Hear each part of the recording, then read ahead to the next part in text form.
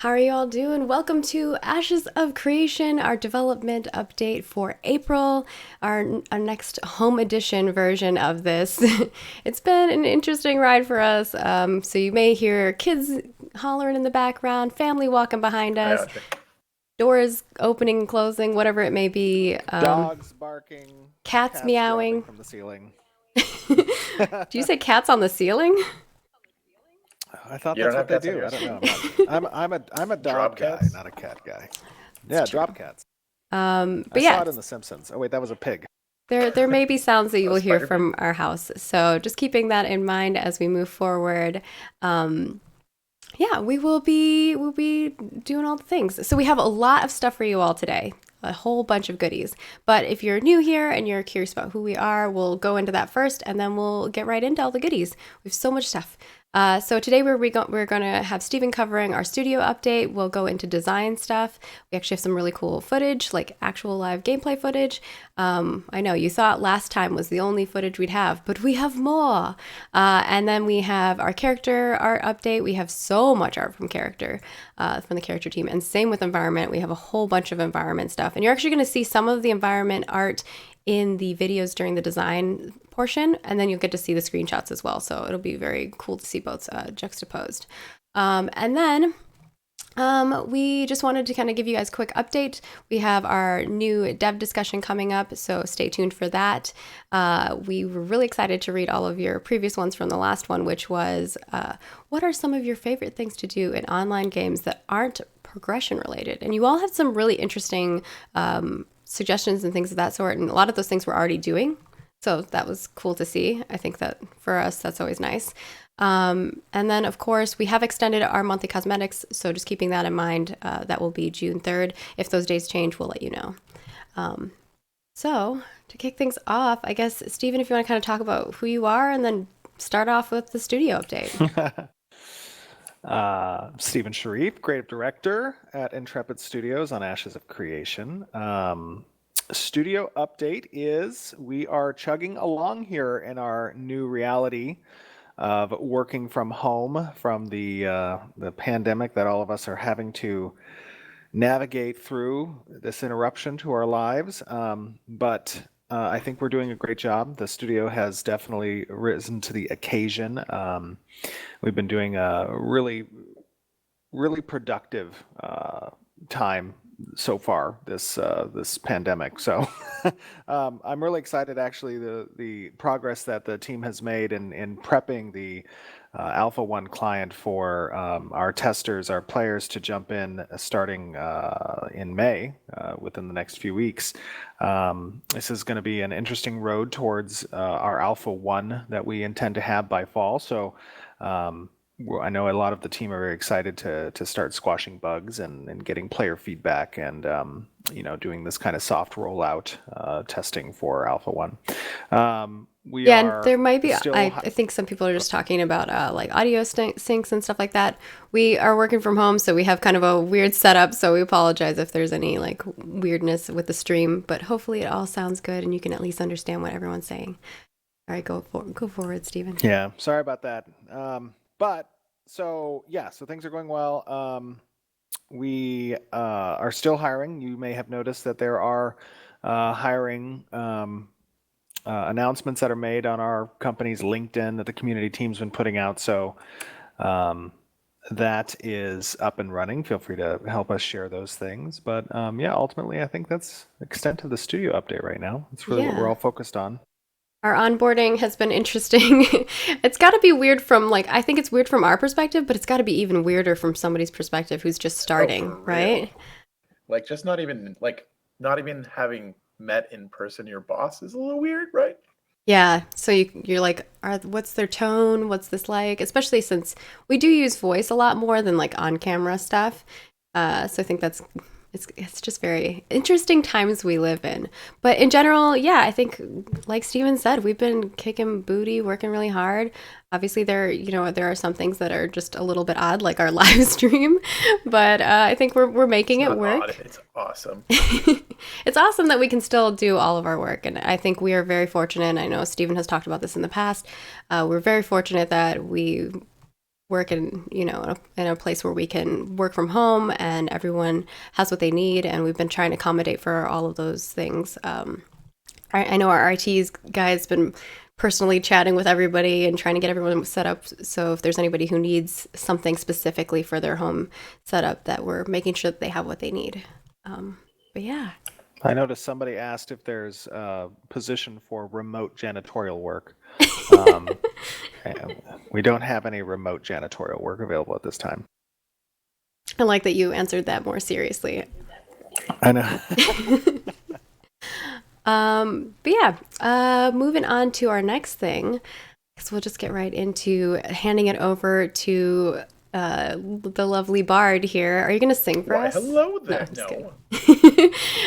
Jeffrey Bard. Singing only happens at bars like late at night. Jeff actually brought us, well, we have a lot of footage for you all, so we're going to kind of switch over to that scene, and we're going to talk about the development and how things have been going while we watch some of this footage. So take it away.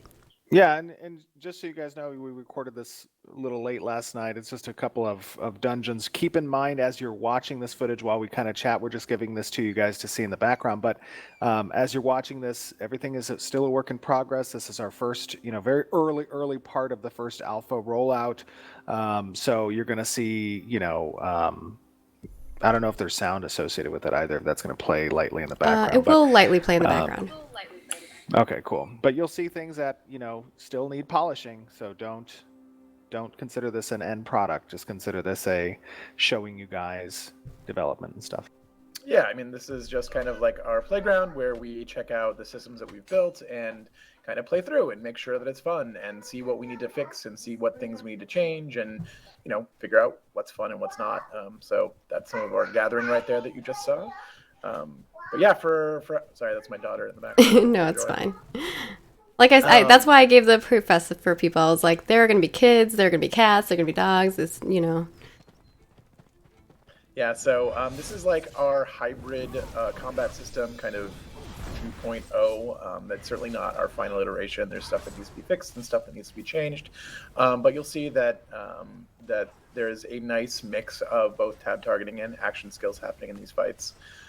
We spent a lot of time trying to figure out what the best controls are. We haven't quite nailed it yet, but I think we're getting pretty close. So this is basically a dungeon that should be tuned for 8 players, but I think they're going through with 5 players right now. We kind of turned things down a little bit so that we don't want the whole studio playtesting at the same time every day. So we just go in with small groups and we kind of get notes and take notes and go back and fix things and that kind of stuff. And just to kind of add here, I know you guys will be noticing the effects. I mean, we have an amazing effects artist, Jim, who, just to give you guys an idea of how effects get implemented, we kind of run what are called first passes to get something in the world that can be present for these effects. And then as we kind of run through that first pass on all the skills and abilities, then we take additional time to go back and do a second pass and a third pass. And during each of those passes, they become more, closer to the final product, right? You're going to, like right now, you just saw a template that was, very, very large for a specific ability. Super chunky. That's very chunky, right? Or you see, some of the brightness or some of the size of the effects or some of the, templates are there. All that stuff gets refined. So keep that in mind as you're seeing stuff. Yeah, Jim does deserve a raise. He's been doing a fantastic job. I think he's made our game look pretty incredible. So we're excited to have him, and it's been a lot of fun working with him.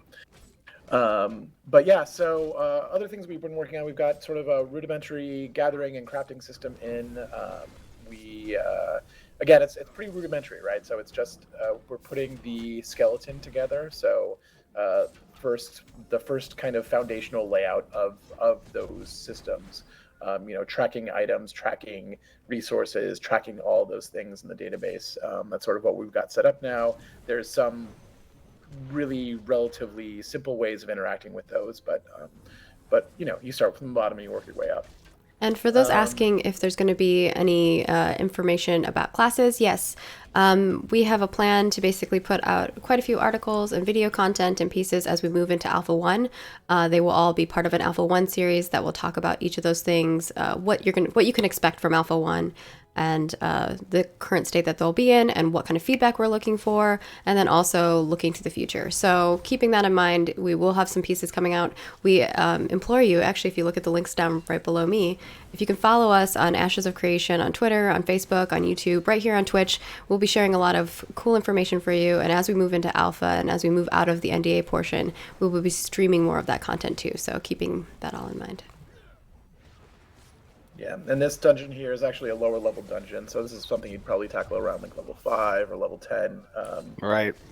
And another thing to keep in mind about what you're seeing here is that this is actually us at level 10. So, those of you who are MMORPG veterans, there's a very limited select amount of skills that are available, at that type of level. Actually, what you're seeing here is probably more skills than you would typically have in another game, in another MMO at level 10. I mean, you see we have practically a full hotbar, if I recall correctly. Most of the MMOs I've played at level 10, you maybe have 3-4 skills tops to kind of play with from an active standpoint. But just keep in mind the intended top level for release is level 50. So there's still a much greater way to go when it comes to the skill fidelity and interactions and synchronization that's available for players. Yeah, and also we're just trying to establish like the core identity of these classes too. So that's why we're starting with like a sort of limited kit, just so we can kind of figure out like, okay, this feels good for the cleric. Let's make sure that like we kind of keep this going up through the levels so that we don't lose that flavor or that feeling of making a cleric feel cleric-y. So we do that with each class just to make sure that like, okay, these skills fit well together, or these skills, this one doesn't quite match the rest of what there's going on there, and it doesn't make sense in sort of how I play, so let's maybe take that out and give that to another class or something along those lines. So that's why we start with a small group of characters first, and then we kind of build out from there. And there's a question here asking, does that mean that it's going to be a relatively longer process to get to level 10 than a typical MMO that we've played before? We have a relatively long time horizon for our leveling compared to other games. I mean, one of the things I would say with regards to like leveling times is if you were to kind of classify, I mean, for those of you out there who have a lot of MMO experience, if you were to kind of classify our leveling time to more casual or more hardcore, I would say we're towards the more hardcore leveling time, but we're not, as far as some of those very grindy games. But we're definitely not going to be a max level in under a week type game. This is something that we want, players to need to invest some time and effort into. There's going to be many different paths towards leveling. It's not going to all be housed within your adventuring class and going out and killing monsters. So in that way, obviously, many of you guys know if you've been following Ashes of Creation, our ideal is to give a lot of progression paths so that different play styles get catered to and are relevant. But the amount of time to level is something that's going to be more on the hardcore side, but not all the way. And I'm switching over to our next little dungeon here that we played through. If you want to talk a little bit about that. And there are quite a few other questions in chat regarding specifically mana and how that's going to work. Is it going to be typical as like other types of MMOs where as a cleric you're going to have to manage that resource, etc.? Yeah, any resource that we give you is going to be something that is managed, right? If we don't want you to manage it, then we wouldn't put it in the game, right? So mana will be consequential. It won't be just a bar that you don't pay attention to. If you're a mage or you're a cleric or even if you're a tank, right, it's a resource that you can draw on to do things to the world, and you have to be careful about how you use it. Some of the early discussions that Jeff and I had back in 2016, I think, when we would do our 8-hour-long roundtable discussions, was the relevance of downtime. Basically, in a lot of the older MMOs that we've been accustomed to playing, you kind of mana-oriented classes run through their mana and then have to kind of like sit down hours to regenerate. Exactly. And, that wasn't very... I will say, at first in that discussion, I was a little bit on the side of like, yeah, but there should be a cost benefit ratio between your effectiveness in combat and the amount of downtime that you should have. And I think Jeff maybe illuminated a little bit more to me, the idea of having, compelling gameplay that's present through a majority of your experience, and sitting is not very compelling. No. So I think we've kind of incorporated that philosophy within the core gameplay loop of mana-driven classes as well as health-driven classes, and incorporated mechanics that I think eliminate the sitting quote-unquote downtime as opposed to otherwise. Yeah, but still make it something you have to manage, right? Like you still interact Exactly. with that bar, and that bar is still very important to you. We have another question that is, what is the 1+ after the enemies? So the 1+ don't look means... at that. Is there some just a figure we might as well placeholder. answer? It's mostly for us to understand like the population in the world, but it means that this troll is 1 level higher than you, and it is an elite. Right. So typically the way that we would communicate that type of information once the UI is fully implemented would be basically the set dressing of the nameplate. So if you were to select a monster or a mob, you would notice the nameplate either would have a differing color that would illuminate you kind of to what its level position is based on yours in comparison. And then additionally, if it were an elite or a dungeon boss or a world boss, you would have additional filigree around the actual nameplate itself that would kind of designate, hey, this guy's a little bit beefier, or this girl's a little bit beefier than your typical trash mob. Cool. And others are asking, can I have all the skills of my class, or will I have to pick and choose one? You will have to pick and choose. We're definitely like a game based on builds. So you will build your character out based on your skill tree. But you will be having to make choices.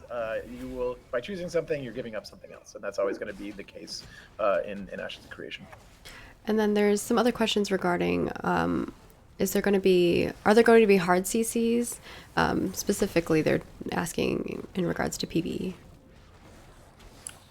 Hard CCs as in like crowd control, meaning like complete lockdown. Yeah, I would assume absolutely so. Hard CCs that are available. Yes, but keep in mind, in my opinion, right, when you have to balance between the application of a skill in PvE versus PvP, one of the biggest components, obviously, from CC perspective, is going to be mitigating returns or diminishing returns. Those are something that are going to be very prevalent, not just from a PvP perspective, but also from a PvE perspective as well. And we've gotten this question before, but I got confused. Actually, people are wondering if they're going to be able to see targets. So in a lot of games, you can see like the target. Absolutely. Oh, yeah. Yeah, assisting, basically, as I call that, right, assisting, being able to target off a target, that's a very important component of group-based combat, whether it be PvE or PvP. Additionally, group leaders, and they'll be able to delegate this responsibility to other party members, will be able to apply over-the-head icons to targets as well, so that they can designate essentially like, hey, this is your attack target, this is the CC target, this is the kite target, kind of that. Mm-hmm. And I know this is the one that we've gotten a few times before. People are wondering if the max size party is going to be 5 or what is planned. Primarily just because they're seeing 5 here. It's 8. Yeah, we've said this in the past. It is 8. That is kind of how we are designing group combat as around an 8-player party based off of our 8 different archetypes. That's our design philosophy there. And then people are noticing that the minimap has little blips for enemies. Are there going to be abilities or ways for people to spec to get more information on the minimap, or will that information always be available to a user? That's something we want to do with our utility skills. So seeing the mobs on the minimap is probably not going to be a thing that everybody gets access to. That will probably be relegated to certain classes and certain abilities of certain classes. That's mainly just there for us to kind of figure out what our population is actually doing in the level at a glance. So it's more for us than it is for for people, especially like in a dungeon like this. We don't really necessarily want to give away where all the mobs are unless you are a class that is very good at figuring out where the mobs are. Cool. People have a lot of questions today, so I'm trying to grab them when I can see them. But is there anything else that you want to kind of share, Jeff, that you all have been working on? I know it's been a very long process. You have this huge list of things that you guys have been just pumping out. It's been really cool for us, like on the community and like marketing side, because we're getting to see all the cool stuff that we get to share with everybody. For instance, like I said, this live stream might go a little longer than an hour. Yeah, I mean, it's really good to start feeling stuff kind of come together, like in aggregate, right? It's not like any one given thing, although I'm pretty stoked about how the mages turned out so far. It's a really fun class to play. I think just overall, just kind of seeing where we've come has been kind of the most fulfilling part for me. We've come a very long way in a very short amount of time, and we continue to make pretty incredible strides, every couple of months. So, it's been a lot of fun. Yeah, I think it's been interesting. Yeah, I think. Go for it, Gord. Sorry, Steve. Sorry.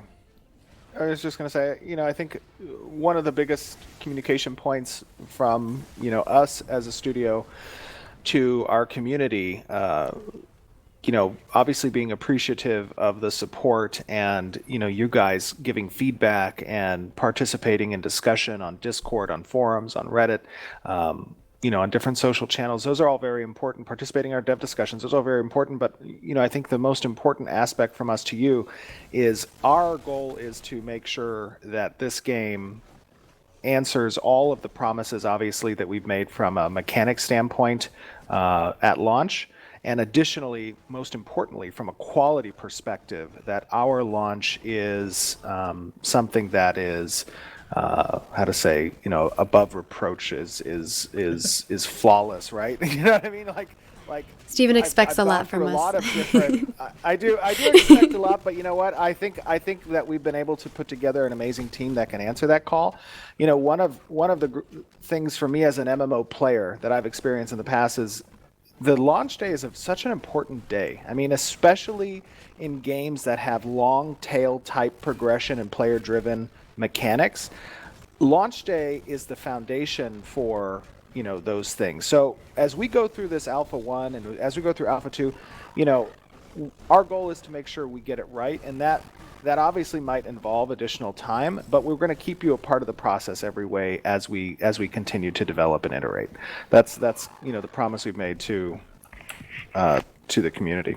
Yeah. The audio's only okay. Get one launch unless you have all the money in the world.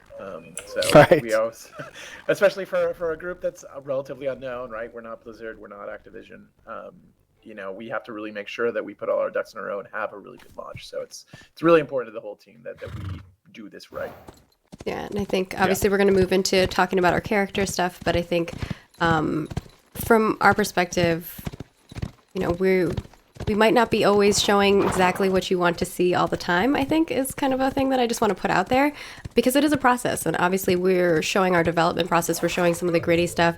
And it's been, I think, interesting to see Steven and Jeff and Bacon, because we're all kind of perfectionists. And when they look at stuff, they're like, oh, that's not ready to share. And it's like, well, the whole goal for us has been to share the process of development. And so I think from our perspective, we also want to do that in a very professional manner. So hopefully the way that we've been doing it through our creation videos, our dev diaries, we have more of those planned. And obviously through our development update post here, we hope that we can share those things with you all in a way that also presents it professionally for us as well. I guess, is that the right way to explain it? I'm trying to word that. Yeah. So we have a lot of assets here. And I think I'll kind of let Jeff and Steven talk a bit about this. So the first topic here is going to be about the heads that are being created for the different races, and then also hair as we move into that. Yeah, I think that what you're seeing here, unfortunately, I didn't have a chance to go through the assets prior to. I might not have shown this one. I don't know about the color of the background, but I think what this is trying to communicate is there's a great variation that's going to be available from a character standpoint when creating your character, especially around the face, whether it be the shape, the jawline, the cheeks, the ears, the nose, the lips. We want to provide a lot of options and agency to the player to customize their character appearance. So here you're kind of seeing the scale across that deformation that's available to the player when they're in the character creator screen. Somebody says he looks stoned. Yeah, his eyes are a little red. Oh no. For this one specifically, Catkins wanted me, or Chris Atkins, the one, he's been on our stream a few times if you want to check that out. He kind of was telling me that this is like the process of, Steven and them having discussions regarding hair and getting it to the point where they're happy with it. And we'll kind of show off some of those pairs. Right. And we've been showing those off through our social as well. Mm-hmm. Right. A lot of art. I mean, just to communicate to you guys again, the process. A lot of art goes through what are called first pass iterations, right? Where you want to get something into the engine, to kind of represent the direction that we're going to go in. And then as time goes on and you've gotten a lot of that first passes in, then you go back and do the second and third passes. So, initially we had hair that we weren't, obviously was first pass hair and we wanted to continue to refine. This would be probably kind of the second pass refinement that's going to go through many different iterations to kind of make that hair, higher fidelity, a little better looking, available to the character, and you'll see some of those examples. But these are kind of the beard styles. I think that if you guys have been following on social media, we've shown a few of these on Twitter and stuff that are available. This would be the Valoon. The Valoons kind of having varying degrees of beards that become available.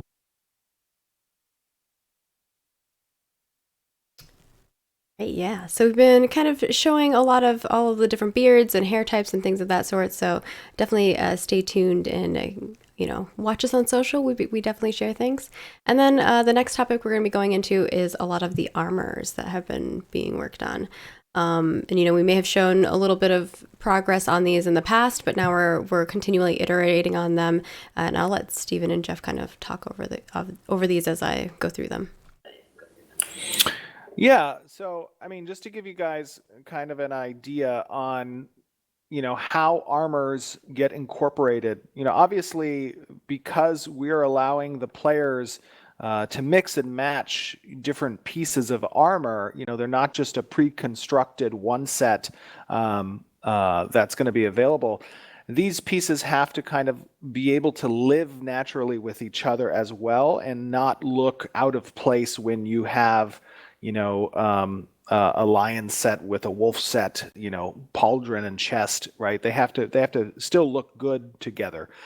So as the character team kind of determines these geos that get created of the different pieces, from the pauldrons to the guards to the chest to the leggings to the boots to the gloves, all of these things have to be constructed in a way that they live naturally with the other pieces of different geo that exists within the same tier. So obviously our character armor sets are going to live within different tiers. You're going to have a different silhouette of armor at levels 1 through 10 than you will have at 40 through 50.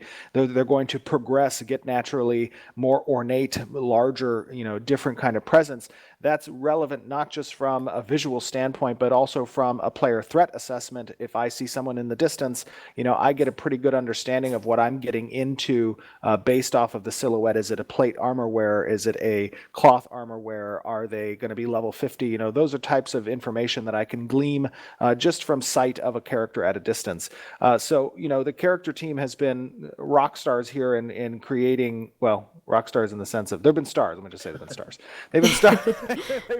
they've been stars in the sense of kind of creating these different sets that are available. That then the kind of concept and design team says, okay, I want to see a golden wolf leather set, and thematically they'll take the geo pieces that they've pre-constructed for a varying degree of representations of this armor. They'll mix and match to create the golden wolf armor set, and then they'll apply thematic components. They'll change out the materials, they'll change the colors to kind of match what the design direction is in that regard. A lot of these looks you're seeing right here are all like relatively NPC looks. So there'll be things you see across. Ooh, there's a fishing pole. That's the next. There'll be things you'll see across town. We really want to make sure that the sort of NPC population feels really diverse, and these places are metropolitan and kind of exciting and have, a full character to them. So our character team has been knocking these out like crazy, and they're amazing. Yeah, they've been killing it and making the world feel really vibrant, which is nice. And all the colors, it's cool to see more of the colors coming in now that we've gotten more of those. Now, the next thing, we've showed off fishing in our playthrough last time, but I kind of also wanted to show off the process of creating these things, because although, you see the fishing and you see us doing this casting and you see the fish in the water, you don't realize sometimes how much work goes into all these tiny little pieces. So I wanted to kind of show the progress of this, and if you all want to talk over it while I kind of showcase that, that'd be lovely. Sure. I haven't seen this yet. Fishing. So I'm waiting to see what the content is before I start talking over it. So it's the fishing. It's the creation of the fishing pole and then the fish. Oh, gotcha. Oh, okay, cool. Yeah, I think that part of creating these systems, especially systems like fishing, that have a specific progressive route requiring higher level equipment, harvesting tools, so to speak, before you're capable of actually harvesting specific types of fish that yield greater materials for players. I mean, that's all part of the progression of that system. Accompanying that, obviously, is going to be the detail behind, those tools reflecting the more ornate and higher profession quality that players have. So, in these you're seeing. Are we running a video or something? I can't. I'm just going through them while you're talking. Oh, you're just going through pictures. Got it. Yeah. Okay, I'm sorry. I thought I was waiting for like a video. No. Yeah. So I mean, here you're seeing different types of fish. Obviously, these all exist probably within the same tier of the fishing profession. And then as as the profession levels up, you're going to have access to larger, fish, to even perhaps more dangerous fish. We'll see. But these are things that players get access to as they level up that progression. And tongs. I love the tongs. They look so cool. I just had to throw them in here, so you see tongs They too. look great. Oh, the tongs? Yeah, the tongs are really more of an ambience type item, at least with regards to their application for Alpha 1. These are things you're going to see NPCs having from a prop standpoint that just kind of gives, more detailed life to the world around you. It's easy to slap a NPC there and call him a blacksmith. It's an extra step if we include prop-specific Tongs. tools for the tongs, exactly. Tongs for the specific NPCs that kind of dresses them nicely for the world, right? It's all about immersion. We're going for a very high quality type of presentation when it comes to the world, and this is just an example of that quality. And sorry, my cat's making a lot of noise in the background. They're playing with a toy together. The next thing is going to be a little bit of a video, a couple videos actually, of mounting horses. Obviously, this is still a work in progress, so I want to set that preference for you all, or precedence for you all. But you've seen us mounting the horses whenever we did the long playthrough before, and there wasn't a mount and dismount animation. Those are all in the works. They're coming in. So again, they're in the early process. So we'll show a little bit of that. Cool. Got a little dwarf guy. He's mounted. Yeah, I mean, to give some context here, going back obviously to the first pass, second pass type thing, but um, direction on the mounting, the time to mount. The game is a little bit more faster paced than probably most of the older MMOs out there that we've experienced, and in that regard, we want to make sure that it's not cumbersome to kind of quickly mount a steed and start moving, especially not just from a raid component aspect. I mean, obviously, a lot of raids include positioning, and we want players to be able to quickly position, as far as their skill is determined. But also from a PvP perspective, it's important, that there are components there where mobility is a factor, and steeds play a very important role in mobility. So, Yeah. And then, of course, next up we have all of the lovely things from our environment team. Unless y'all wanted to talk about anything else character related. No, I'm good. I know before the stream started, a lot of people were asking about orc stuff. So I don't know if you want to talk a little bit about that, Steven, at all. Orc stuff. Yeah. You will be seeing orc stuff in the future. Congratulations. Nice.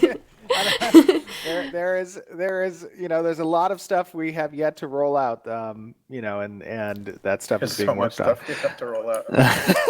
Yeah. I know. Orcs are really exciting. I'm hyped. We've definitely been excited to see those because it's very, very different. But moving on to our environment team, the lovely Bacon and his team has shared with us a whole bunch of stuff. So the first thing is this Nakua Naval Caravan. You've probably seen some of the cosmetics that we've made that are similar to this. So I'll let you talk a little bit about that before we move on to the Nakua structures. Sure. So what you're seeing here, I believe these are. I believe these are. Yeah, but are they're water-based caravans? So yes. This is when. So Naval. Okay, so to give you guys an understanding, you have land-based caravans that carry goods, obviously, and get initiated by yourself. You are essentially the caravan at that point. You drive it and direct it. Caravans are capable of transitioning from land to naval caravan. So if you start out as a land-based caravan and you move to the coast and you want to move into the water, there's going to be a little transition period there. It's going to be a little construction kind of site. You're not going to have to do anything. It's just going to be a timer, right? So that you can't quickly move between land and water. It's going to be probably in the matter of a minute to 2 minutes. There's a little bit of vulnerability in that regard. But when you do transition then from land to water, these are examples of some water-based caravan skins that are available, and what that looks like a little bit. Obviously, the size of the capacity might change, the size of the vessel that you have from a merchant standpoint. By default, players are going to have representations of their caravans that are based off of race. So that's going to influence the types of animals that are carrying the caravan or moving the caravan forward. And then they'll be able to apply caravan skins as necessary. That will change that appearance. Cool. And next up, we have a whole bunch of structures. Now, you've seen a lot of the concept of these structures. You've seen the concept of the vibe and the feel of what they're trying to go for with the villages and the towns and so on and so forth as for the Nakua. But now you're getting to see the actual structures that have been created. And I will agree with Bacon. The structures are almost very similar to the concepts. They did such a good job. It's amazing. Yeah, we have a great pipeline when it comes to our concept team providing both character and environment, the direction and the details of specific items. But at the same time, also, our character and environment teams have had to work without concept art and just kind of description and direction from myself or Jeff or something.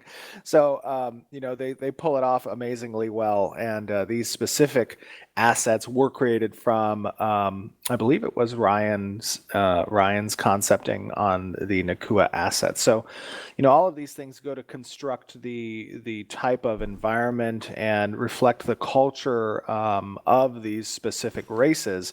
And I mean, it's such a huge project just with regards to the number of races that we represent. And it's not so much the fact that we have 9 races, but the fact that those 9 races are coupled with specific cultures that have to be architecturally represented in each of the node stages of development. So when we are creating, these cultures, we're creating the camp assets to the encampment to the village assets that are more, a village size with thatched roofs and stuff like that, to transition to town, which are more brick oriented and solid material states, to cities and metropolises, which then just take it to the next level of size, just kind of representing these large metropolitan fantasy areas. Having to do that 9 times over from an asset production standpoint with these different races is a very large order, and the environment team has been doing an exceptional job in presenting those. It's not even just the structures, right? Like, it's all the props that support those structures as well. Right. So you're talking about barrels and boxes and bookshelves and furniture. So all of that stuff has to be represented too and be culturally themed. So it's gigantic. And like Steven said, our environment team is just kicking ass. Yeah, doing amazing stuff. And moving on from there, we have some cool plants that have been created. Right. So Beautiful. I think this is Mia Del Casino. She has been working on some of the harvestables that are present in Alpha 1. There's obviously, because we have such an in-depth artisanship system, that requires a very, very wide foundation from a material and resource and gathering standpoint. There's a large crafting game in Ashes of Creation, and starting the work on presenting these resources in the wild from a raw gatherable standpoint, really has a lot of assets that need to be created, and she's gotten started on the floral aspects of those. I'm not sure if she did also the ore related stuff as well. I'm not sure who made the ores. That might have been Mike. But yeah. And then we have the yarrow trees, which I think she did these, right? Because she's done a lot of the trees. Yeah, I think she's doing all the trees now. Floral and trees and stuff. Yeah, she's done an amazing job, and just I think some of the things that we want to approach from a visual aesthetic standpoint is making sure that these harvestables exist naturally within the scene, because a lot of times I think, and we're going to go back and revisit kind of the effects that are related to this. We kind of put a little bit, I think, over effects on them, but we want players to be attracted and kind of test these systems out in these stages. But making sure that this is an immersive environment includes making sure that the harvestables are also a part of that environment. All right. And then we've got this beautiful castle. Some people may have seen that castle before. Mm-hmm. Yeah, that's actually the old castle set that Bacon made that was actually part of Alpha Zero as well. I think it's been revamped a little bit. It's now a stronghold in the Alpha Zero island. And I think also that's an old picture of the volcano that's got completely revamped. I don't know. He shared this with me. I think it was specifically for the building, probably. Yeah. And then you saw a lot of the dungeon pictures. They're working a lot on the lighting. So this is kind of to give the mood of the lighting. And I'll let Steven and Jeff kind of talk over this as I just go through all these photos because there's a lot of them. And you saw us running through this dungeon as well. But these are kind of like the more high-res photos. Yeah, so this is what we're calling internally the Junior Dungeon. We'll have an official name later. But one of the things that we want to have in our dungeons and sort of our playable spaces is a sense of verticality. So, it's a little bit boring to just experience a one-level dungeon, and having lots of nooks and crannies and heights to play with allows us to do some more interesting things gameplay-wise. So that's a thing that you're going to see over and over again. And this dungeon kind of does a pretty good job of explaining that. Yeah, I think one of the most important aspects of the graphical representation of the game obviously is lighting. And Devin has been doing an amazing job with regards to kind of setting the lighting in these different areas to make them very moody. I think that's one of probably the adjectives we would use to describe the environments is that moodiness there, and that gets conveyed predominantly from these different lighting, these different atmospheric effects. that become present, and that's a very important part of the process in setting these areas apart from each other. Yeah, I love that. Like some of these, it's hard to tell if it's a concept piece or not. It's pretty amazing. They're all in-game screenshots. These are not concept pieces, but they are just beautiful. So yeah, that's it for the environment side of things. Been an interesting journey. I'm going to kind of switch over to kind of showing off the gameplay footage again while we answer some questions, if y'all are okay with that, unless you have something else you want to add on the environment side. Keep kicking ass, environment. Yeah, I think our teams have done an amazing job, just as the design team has and the engineering team has. I mean, there's no shortage of work that has to be done, but I will say that everybody has on the team is I just continually am impressed, and I hope you guys are, by the progress you're seeing in creating, bringing Ashes of Creation to life. All right, cool. Let me grab the questions and we'll start answering them. We will grab some questions from the chat as well, but I want to get through all the questions that are from our community forums. We always put these out early, so if you want to be part of that, make sure you're following us on all of our social channels, specifically Twitter and Facebook, and on our forums, because we always post the thread there a week in advance so that you have some time to ask your questions. Toast is amazing, and she goes through and gives you your answers. So even if your question is not answered live on the stream, it's usually because we've already answered it before, and she gives you those answers in the thread. So I just want to give her a shout out for taking the time to sit there and answer all those questions, because there's a lot. So the first one we have here is from Jalan, and they said, you've mentioned castle regions that are static and zones of influences that are more flexible, but can you go into more details about the economic regions specifically? So the economic regions, as well as the castle regions, share the same static boundaries, and those are more geographical in nature. So they align with mountain passes, with rivers, with oceans. These are kind of the geographical divisions of the world that we will utilize to determine yield rates of caravan trades and the transit of goods and kind of the boundaries of these warehouse deposits, the influence of the castle to apply tax rates to nodes within its region. These are static because we, as the design team, want to be able to set more definitive interactions from an economic standpoint, as well as from the castle's influence standpoint. Now, the way that contrasts with respects to the node's zone of influence and its boundaries and how they progress, those are more fluid and are more determined by the surrounding events of other relational nodes. Do they have a competing node near them? Is that node about to threshold to the next stage?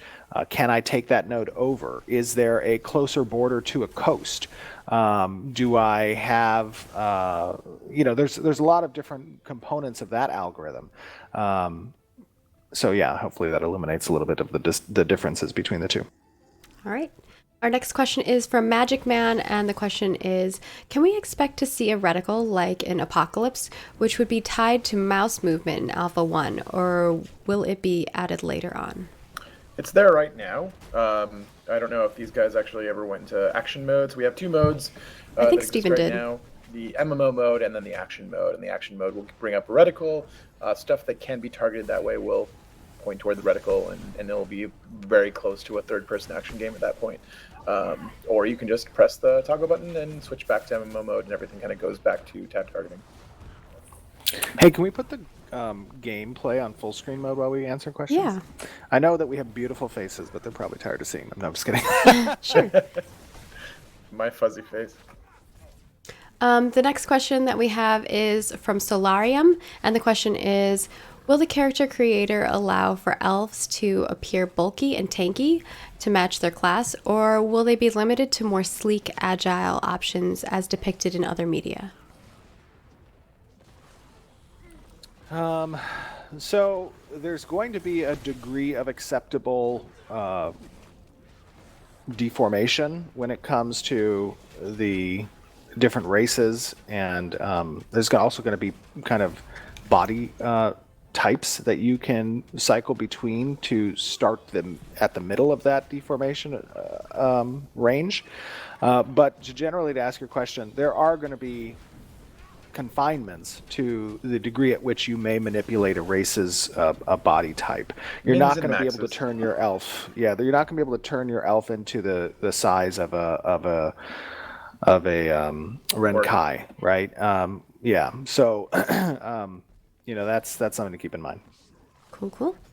Our next question is from, and I apologize if I pronounce people's names wrong, Hijurim, and they want to know, will there be wieldable banners a la Guild Wars, either summonable through skills or as an ordinary weapon you can just buy and own?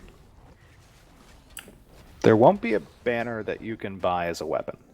There may be specifically for certain variants of the Bard archetype, there may be banner-oriented skills that, from a flavor standpoint, kind of use the banner idea. There might also be a position within a guild that can be assigned as part of an officership that have active skills if the guild progresses, if the guild chooses to spec out those types of skills, that would have a flavor of bannerdom that could be present on a battlefield as well. This would help, some of the ideas I had early on about guild skills is, it's one thing to just, in the previous games we've all probably played, to go into a guild roster and say, hey, you're an officer, and what does that mean? Oh, okay, well, you have certain, limited functions from a permission standpoint: access the guild warehouse, maybe interact with the guild hall.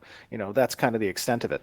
But I think, one of the things that I wanted to achieve early on about the roles of a guild, to have it mean something on the battlefield, to relate to this question, banners represent kind of a cohesive nature on a battlefield traditionally, to kind of rally the troops. They inspire, they provide, a boost to people's courage. So if that were to be something that were incorporated as an active skill that could only be used by certain officers that are allocated in the guild roster, then they would have a significant role in the positioning of troops when it comes to a castle siege field or a node siege field or a battleground. Players are going to be cognizant of, hey, where is my officer at? And if I am near that officer when he uses that quote-unquote bannered skill, I am going to receive a benefit or a buff. Those are important things. All right. And our next question is from Adelim, and they want to know, will bosses and or monsters give a visual representation of their degradation while fighting, like armor breaking, wounds appearing, etc.? Likely not. There may be some special cases where we do something like that, but generally, yeah, that stuff is really expensive from a development standpoint and a time and manpower kind of place. It would be great if we could, but we will probably do that in some cases where it's really important, but not generally. All right. Our next question is from Ventharian, and they would like to know, what will happen to stored materials and nodes, such as in banks or warehouses, not in freeholds, after a successful node siege and destruction? Depending on the type of item, if it's a material-based item, if it's a crafting component or a raw gatherable or a processed good, those specific types of items will become lost. A portion of them will be lost and will become available to the victors of the siege as spoils of war. There's a declaration, as all of you know probably, there's a declaration period that exists. The way that we prohibit players from moving goods out of the depositories within a node post siege declaration is those specific goods become locked during the declaration period. So that incentivizes even further the necessity of players to contribute to the defense of a city. It also elevates the need for that city to politically gain allies among other nodes, so that they can protect the collective goods of the citizens. All right. It also keeps people from hoarding, and makes sure that stuff continues to go into and out of the economy. Right. One of the really important things about the concept of risk versus reward, which is a very central tenet in all of the philosophical designs we have for the game, is that, something can't, if you're a citizen of a node and you ride that node all the way to Metropolis stage, and you bank everything you own, you put all your eggs into that basket. That's a very high risk. Now, it's a high reward as well because it centralizes your access to certain things, and there's a benefit that comes with it. But risk and opportunity oftentimes go hand in hand. So we wanted to convey that type of design in the game. Right. Anything else you all want to add on that front? Okay. Noct has our next question, which is, what is the team's stance on moving while casting? Is it more like World of Warcraft, where it's the exception, or Guild Wars 2, where it's the rule? I think that generally we want to tend to be more mobile in our classes. I think that it's a fundamentally old school philosophy to have a lot of stuck in place type skills. That isn't to say we won't have skills that have mobility restriction on them that require you to channel or require a casting time where you can't move. But I think it's a blend between the two. It's neither extreme. I think there are going to be examples. Jeff, obviously you can weigh in, but examples of both in all of the classes. Yeah, I mean, it'll be something that you can spec around too. Again, it's going to be a risk reward thing. We put a lot of thought into what skills are overpowered or have kind of this overpowering nature to them, and those are the kinds of skills that we'll generally find that will be like in place type of skills where you are now at risk if you are going to cast a spell, but there's a big reward if you do manage to get it off. Right. Awesome. Zolo's question is, as a dedicated citizen, can I donate my obsolete gear to my node in order to help upgrade the defensive abilities of NPCs or bolster the strengths of caravans? Not directly. You won't be able to just directly give gear to the node in that regard. You can indirectly participate in helping bring resources to the node that help to boost defenses, maybe strengthen the walls and or the gates that help to level up, the barracks that might then in turn level up the mercenaries that the mayor has the ability to purchase or hire. But no, you won't be able to directly just say, this is my old gear, I'm giving it to you. Now, there are deconstruction options that are available that break down old gear into certain base components that are integral in enchantments and in in different gear upgrades, and those can also again indirectly aid. But yeah. All right. And Bior has our next question, which is, what is your take on rollbacks? Last resort only, or something to be used frequently if problems and bugs appear? Rollbacks are Definitely awful. not frequently. Yeah, I'm going to let you know from the development side, it is it's a lot of work. They're so problematic. They're so problematic. It really is generally like even not just from like the player side, but from a technical side, like especially like when you're talking about like quest progression and all that kind of stuff. It's a last resort kind of thing. It is definitely last resort. I think that some of the ways that we are setting up the architecture for our database and the persistence of items and progression in the game allows us to be able to address more granularly the issues that might come up. I think that obviously rollbacks as a last result really are utilized when the effects of a specific exploit and or game-breaking bug are so prevalent and widespread within a server that it does not make sense to try to run through with a fine-tooth comb the implications of said exploit or issue.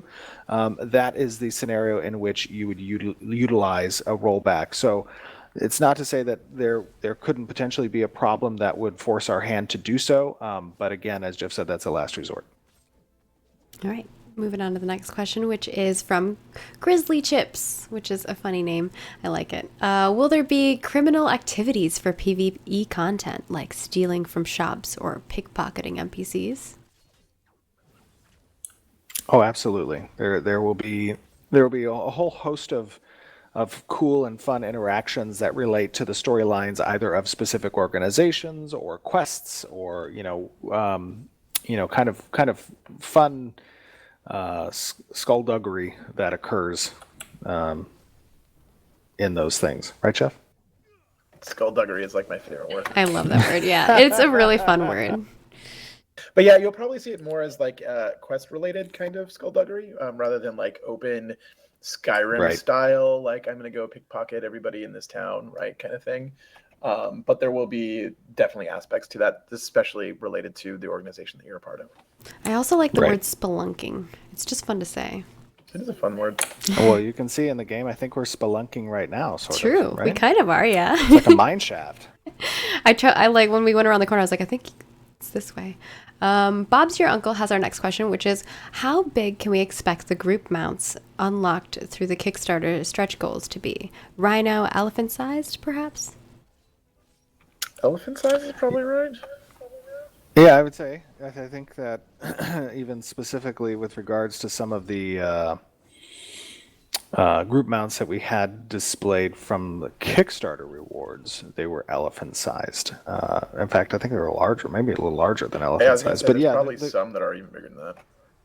Yeah, but the group, I mean, the group kind of the group mount is going to be a very difficult mount to achieve. But once achieved, it's going to be very fun and pivotal, I think, mount in gameplay. So the idea there is to have them grand. Yeah. All right. And our next question is from Birdie. Not Birdie, sorry. Ruvida, who wants to know, when thinking about moving resources, will players be able to get storage in different cities or only in the node they're a citizen of? No, you'll have access to the storage facilities of other cities. You can visit the warehouse of other cities and you can store items there. The important thing about storing material goods, process goods, crafting components, raw gatherables, those specific types of items have a risk in transit. So whether they're on your person, your body, your character, or they're in a mule or they're in a caravan, the death of either of those things will result in the partial loss of those goods or even full loss, depending on the transit style. So getting those things to a specific node may be difficult from a transfer standpoint. However, if you're out in the open world and you're doing things and you come across these items and you get them and you don't want to, get back to your home base, yes, you can interface with the warehouse of different nodes without having to be a citizen. Cool. And we have a question from Jazarus, who wants to know, can you give us an example of what additional character creation customization options Kickstarter backers may have access to that non-backers will not? I don't know if we want to give the specifics of that right now, but I think we probably will send out something in regards to that in the future. I'm sorry, I didn't understand the question. What was it one more time? Specifically, Kickstarter backers have additional character creation customization options, and they want to know what those customization options would be. Oh, got it. I see, I understand. So yeah, that stuff will be defined further out. Once we get into I would probably say after Alpha 2, those particular cosmetic Kickstarter options, additional Kickstarter options will be revealed and explained.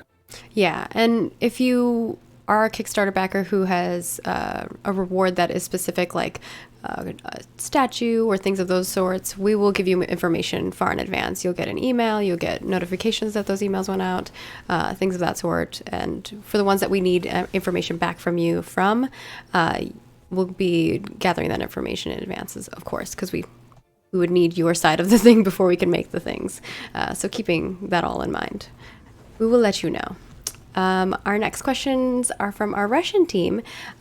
We have Konstantin, maybe that's how it's pronounced, wants to know, it's like the letters are different, so I don't know. They want to know, will there be different potions for the potion launcher weapon, perhaps depending on the ingredients players use to craft them?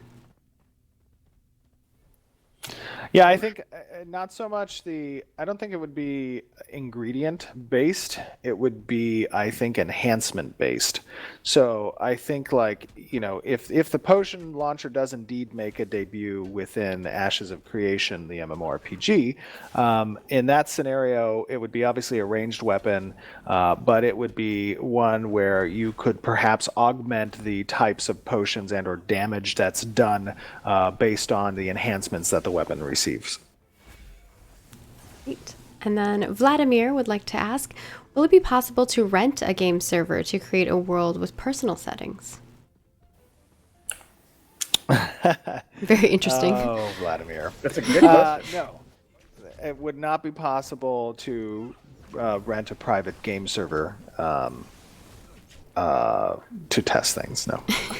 Now, that's not to say that there isn't the potential for us to incorporate a test zone that is local, perhaps on a player's client, where you could try out your cosmetics or play with different skill builds and dummies and stuff. That's something we've talked about in the past, and we were considering incorporating into Apocalypse. But uh-oh, did I lose you? No, I'm just not Still screenshot. Keep going. Oh, yeah, I saw it die. Yeah, but that may be something we incorporate in the future, but we'll see if we have time for that. I don't know. Cool. And I'm going to grab a couple from chat here. Will spears be primarily melee weapon or a ranged weapon? Primarily melee. Yep. Let's see if there's any other ones in here, but we'll be wrapping up here in a moment. There's a lot of questions regarding the DPS meter, and I know we've had many discussions on that front, and I know you talked about it already, but I don't know if you want to talk on that front anymore. Or you feel like you've I feel like I've addressed that a million times. Yeah. Significantly, and I know that it is a divisive subject, and there are definitely positions had within the MMORPG community in general. I am still of the opinion that those types of functions can be a bit toxic when it comes to the social aspect of MMORPGs. I know that very competitive players and guilds want to achieve the best, and in order to do so, they're of the opinion that they must have the most pertinent metrics and information available to them in order to do so. I think that, if I were to direct the social interactions that should be relevant in an MMORPG, at least like Ashes of Creation is, that cultivating good players and increasing the skill of your guild members and your friends through interaction, gameplay, and co-progression is the better way and more long-lasting way to do so. And I think it helps to develop that type of guild-based camaraderie. Now, I know that's very subjective, but at the same time, I'm making the game, so. I mean, it's true. You get to make the decisions. And on that front, people have been discussing in chat regarding third-party tools and things of that sort. So I know we've talked about our stance on that before, but if you want to just readdress that, and then we'll kind of be wrapping up for today. And obviously, if you didn't get your question answered, they will still get answered on the forums. So if you left our question, if you had questions listed and you did fill them out in time, you will have your responses on the forum. So definitely go check those out. That means probably that your question was already asked before, and so the answer's already out there, and the lovely wonderful Toast has already provided you the answer, so definitely go check that out. I'll toss it back to you, Stephen. Sure, and just to I think even elaborate, I saw someone say you can't push harder content without logs. I would Mm, fundamentally disagree with that. I would say that you can push harder content, but it becomes a function of trial and error. It becomes a function of perseverance. It becomes a function of continual attempts. And in and of itself, that is content that hardcore players and or more competitive players should be open to. In fact, I really love the concept of iron mode type games. There are certain games that I play where I play in an iron mode or Iron Man or Iron Mode, whatever type setting. And the reason why, it's not because I like the repetitive nature of having to go and do the same content over again. It's because I like the challenge of trial and error, the challenge of my learning curve being based on my experience rather than a data table. And obviously, I can take that experience and I can convert it into a data table. And data is a great thing to drive a lot of aspects of real life. But from an immersive standpoint, in my opinion, it is less an immersion factor. It is less a social factor. So that's kind of why I kind of feel that way about that. all right. And I just want to take one more question, which is from Bad Potato. I do want to say that there are no such things as bad potatoes. Potatoes are amazing in all forms and shapes. They want to know, knowing that open dungeons are available for everyone, will the difficulty increase the deeper you dwell into the dungeon to the point that only serious hardcore players can do them? Difficulty is definitely a progressive component. So many of the dungeons will have entrances where you're going to see either lower level mobs, more closer to the entrances, and the deeper you delve into the dungeon, you're going to find rooms that have either more difficult mobs or more difficult mob mechanics. So, some rooms may have specific type of pathing mechanics or specific type of dangers that are terrain and environmentally based that coordinate and synergize well with the mobs that are present. Those types of deeper, darker types of interactions will be found deeper in the dungeon. So yeah, that can be expected. Awesome. Well, that's going to wrap it up for our April development update. It has been a whole nother month, which has been nuts for us. Maybe next time we'll be back in the office. We'll see what it's like. Again, thank you and welcome for you all joining us to our home edition of this. Hopefully, it was still informative. We gave you a lot of information, a lot of cool development progress. And I think, our team's continuing to work hard and everyone is kicking butt even during these circumstances. So just a huge shout out to our teams. All of them are just doing amazing work. And I mean, you're getting to see the fruits of that work through, our dungeon crawls that we showcased here. You get to see all of the assets that have been created on the environment, on the character side, and so on and so forth. And that's going to all go towards you all being able to play and experience this really immersive, wonderful world that, people have envisioned in their minds. We don't have any dates, but we did say in our past, if you checked out the creative director's letter, and if you haven't done that, definitely head on over to ashesofcreation.com/news and read that. Stephen put out a wonderful letter. We also emailed it out to our team, so you should have an email regarding that too, that goes over all of the details of what we've been up to and what's going on in the future. And with that, we will be having our first PI playable test in May. We'll be bringing them on, and we'll be slowly increasing that up to Braver of Worlds, moving into the fall of this year. So fall 2020, we will be kind of opening it up to more of a non-NDA'd portion of it. And so you'll be probably seeing us stream a lot more at that time, and so on and so forth. So stay safe. Hope everyone's being, taking care of themselves and their families. We know that it's not always the easiest. Again, we have extended the cosmetic swap over, so we don't have any new cosmetics running during this time because we understand people's circumstances.